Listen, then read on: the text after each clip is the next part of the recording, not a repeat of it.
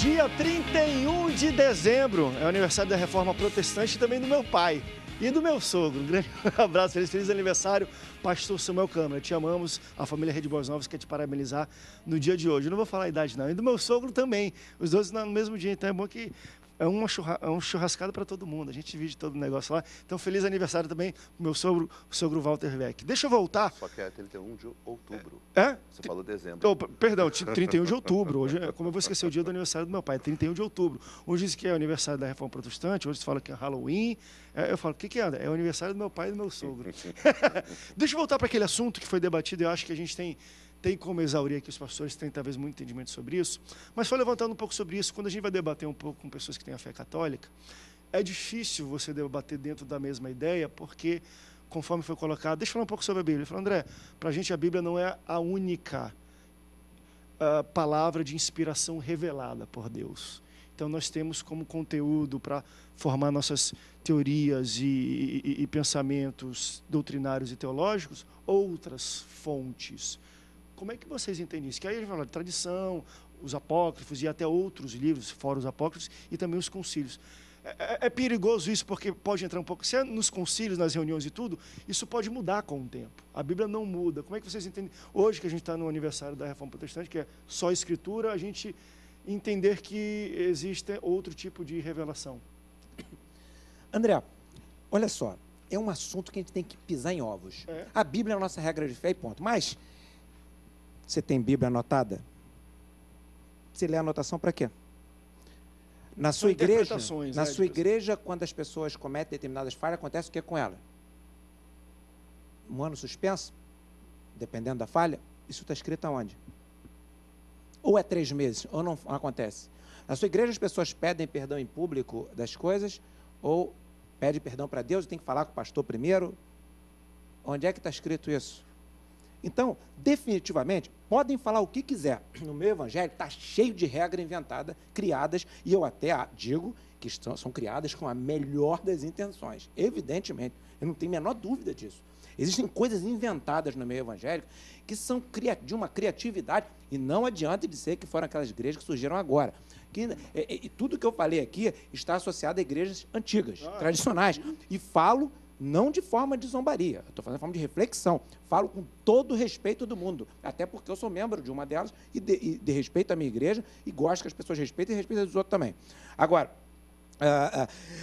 nós fazemos tudo isso quando se faz ou por deliberação da igreja, que criou a regra, ou por imaginação do pastor que acha que tem que ser daquele jeito, ou por tradição, que alguém lá atrás inventou, a gente copia, seja pelo que for. Nós que dizemos que nós fazemos isso porque isso é a leitura, entendimento que nós temos da Bíblia. Então, nós não admitimos que existem outras regras, mas definitivamente existem outras regras que a gente está atribuindo à Bíblia, mas que na Bíblia, tanto é que na Bíblia não diz que algumas igrejas procedem diferente das outras e ninguém consegue provar cabalmente que o outro está errado em determinados aspectos. E todas as pessoas envolvidas nesse processo, eu não consigo ver má fé, repito, eu vejo que as pessoas entendem diferente. Então, lá na Igreja Católica, se eles colocam, não a Bíblia, outras fontes de conhecimento, catecismo, né, que eu acho que eles chamam, esse conjunto de conhecimentos escritos que eles têm em algum lugar, ou o clero, que no caso é o Papa e a cúpula da Igreja Católica, falam em tom igual da Bíblia, eu acho que é um tom acima do que a gente faz. A gente, pelo menos, faz as regras e cumpre as regras e segue as regras, porque a leitura que nós fazemos do nossa única fonte, que é a Bíblia, é aquela. Se é por ignorância, por simplicidade, seja lá pelo que for, é por essa razão. Então, nesse aspecto, os evangélicos estão agarrados, estão tentando, pelo menos, se fundamentar plenamente na Bíblia. Agora, quando se encontra outras regras que competem igualmente, como o catecismo e o clero, confunde, porque a pessoa começa a falar, não, a Bíblia está ultrapassada, eu acho que a Bíblia não é isso. Então, definitivamente, eu queria ter, com todo respeito aos católicos, e devidamente eu tenho respeito aos católicos, eu os amo, até porque Jesus Cristo ama vocês, por que eu não vou amar? Pô? Eu não sou melhor do que Jesus, né? Quer dizer, eu acho que seria o ideal que estipulasse o padrão, que é o padrão que a Bíblia se coloca como padrão, ela própria se coloca, que é a palavra de Deus. Então, fica um pouco... Mas mesmo assim, eu acho que a Igreja Católica, no que ela faz, eles tentam associar a Bíblia. Então, os padres... Veja que o Papa ele não falou assim, o Big Bang não contraria o catecismo, ou não contraria o clero. Ele se refere à Bíblia. Eu acho que, de alguma maneira, o próprio clero católico tenta se referir à Bíblia. Então, é um assunto bem delicado. Agora, é bom que seja dito, a Bíblia é a regra de fé que o próprio Deus, através de Cristo, colocou para nós. Não pode ter nenhum ente competindo com ela. André, eu vejo nessa questão de Maria um background, um pano de fundo que tenta, de todas as formas, desde os rudimentos da fé cristã, humanizar a figura de Jesus. Porque no conceito humano, para que haja família, tem que ter um pai, uma mãe e os filhos, né? Como poderia haver o Filho de Deus se não houve uma mãe? Então, existe uma atmosfera, né? Uma ideia de tentar humanizar a pessoa de Jesus. Só que Jesus, ele é Deus, né? Lá em João capítulo 1 diz que o verbo encarnou. Jesus não nasceu, Jesus encarnou. Né? Deus, ele se fez carne, né? Então esse conceito de nascer é um conceito humano, e para que uma pessoa nasça, ela tem que ter um pai, tem que ter uma mãe, tem que ter, né, relação sexual.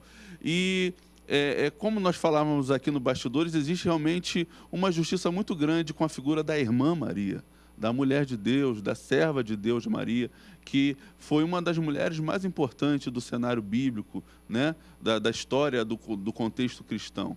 E a gente, como a gente falava aqui nos bastidores, as igrejas fazem congresso de Déboras, de Esther, mas nunca de Maria, porque existe esse estigma da coisa da Maria, da Virgem, idolatria, né? então a gente da quer se afastar idolatria. disso, nem toca no Mas nome. Maria foi uma das mulheres, se não a mais importante da história cristã.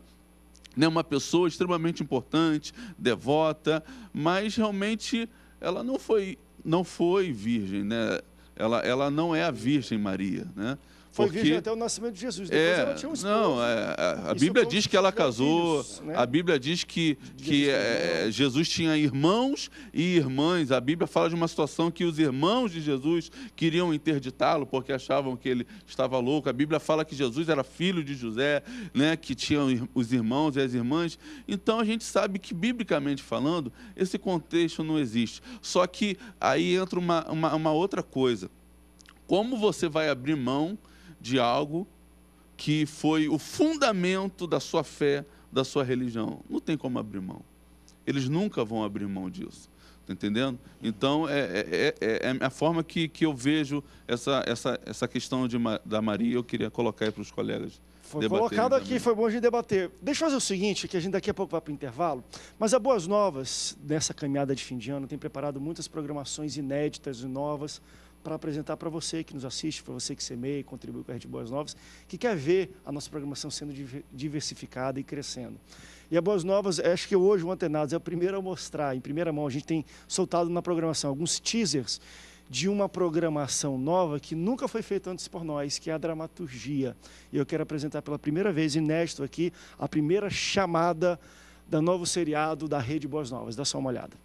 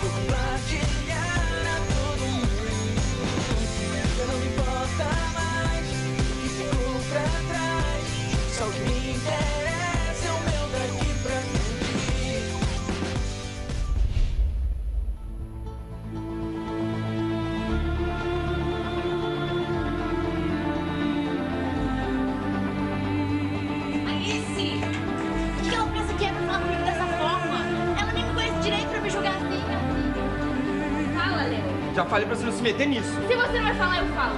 É droga, Davi. Seu irmão viciado.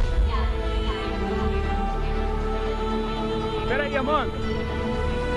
Eu queria passar meus últimos dias aqui em Recife com você. É, crente, hashtag identidade. O novo seriado da Rede Boas Novas estreia em novembro. Fica ligado na nossa programação na internet, nas redes sociais, que a gente vai falar o dia e o horário da estreia. É a Boas Novas fazendo programação cada vez melhor. Vamos para o rápido break. Daqui a pouco a gente volta, não sai daí. O Antenados volta já já.